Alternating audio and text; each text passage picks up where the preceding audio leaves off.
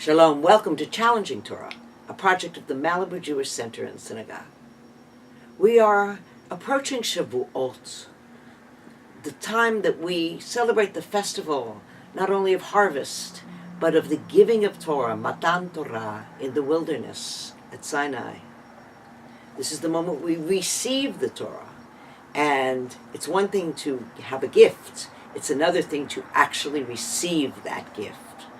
The book of Bemidbar, also known as the book of Numbers, is the struggle of the Israelites to receive that gift.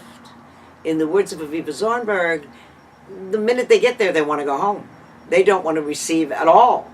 And so the following book in the wilderness is filled with their tribulations, their rebellions, the spies, and what was to have been a short journey to the Promised Land becomes a 40-year saga. All of those who are counted and stand will not enter the Promised Land. It is a time of the difficulty of the receiving of Torah. And the Lord spoke to Moses in the wilderness of Sinai, in the tent of meeting, on the first day of the second month, in the second year, after they came out from the land of Egypt. The wilderness of Sinai, I actually know it pretty well. When I was 17 years old, I had the privilege of living for 6 months in a kibbutz called Sde-Boker, which is where Ben-Gurion lived. He was alive at that time. And I lived in what was called a tzrif, some sort of volunteer bunk, that when you opened the door, there was the wilderness. Done. Civilization was over.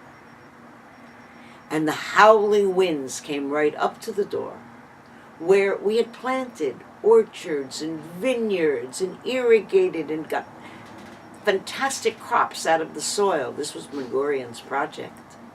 But right on the other side was the wilderness for real. I even took a tour with kids where I was in charge, and we were lost in the area of a place called Abdat, and I thought we would never really leave the wilderness alive. I know how those Jews felt wandering around. 50 years later, I went back and took a group from the synagogue, and we were in a place called Machtesh Ramon, which was very close to Sde-Boker. And we were in a timeless place, sitting there sipping wine that had been from the vineyards of Sde-Boker. But around us, it could have been the time of Yetziat Mitzrayim, of the time of leaving Sinai. We need to go into the desert, into the solitude, in order to receive something different. It's hard, lekabel, to receive in the middle of a rich urban environment, or an environment when we are so busy. We still need to have that time alone, on retreat, in the desert, face to face with nature. Let's remember that God spoke to Moses out of a burning bush in the desert.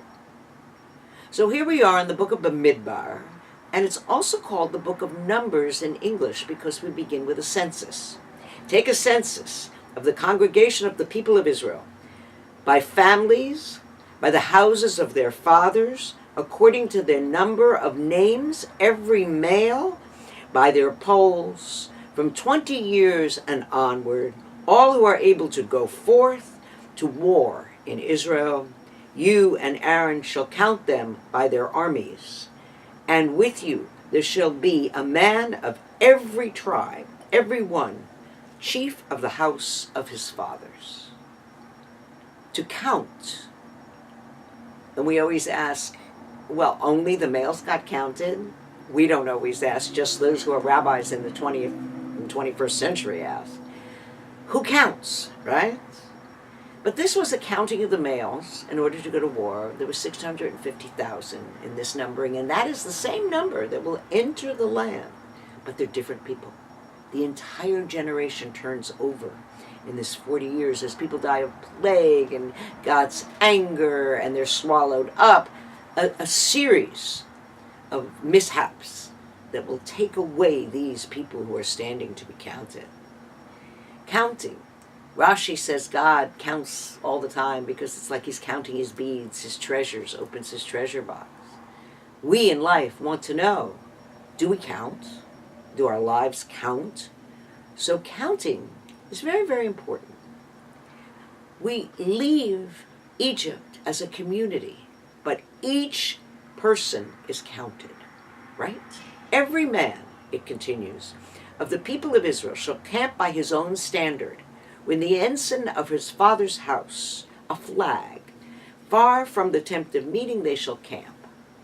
The entire camp is arranged around this space that is a sacred space. And you had your degel, your flag, ready to march. But their hearts weren't as ready to march as their flags gave you the impression.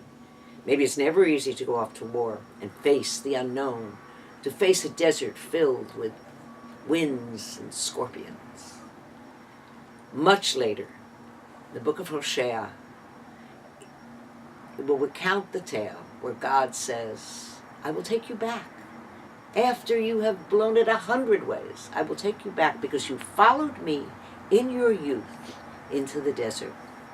Arishtichli leolam, I will betroth you to me forever, God says, in faithfulness, in justice and mercy, in kindness. I will betroth you forever because you followed me into this wilderness to a land you did not know. We set out on our journey on this Shavuot. May we encounter God. May we encounter the ineffable. May we encounter a new way to view ourselves and the world as we take a wilderness moment in the midst of our very busy lives. Chag Sameach and Shabbat Shalom.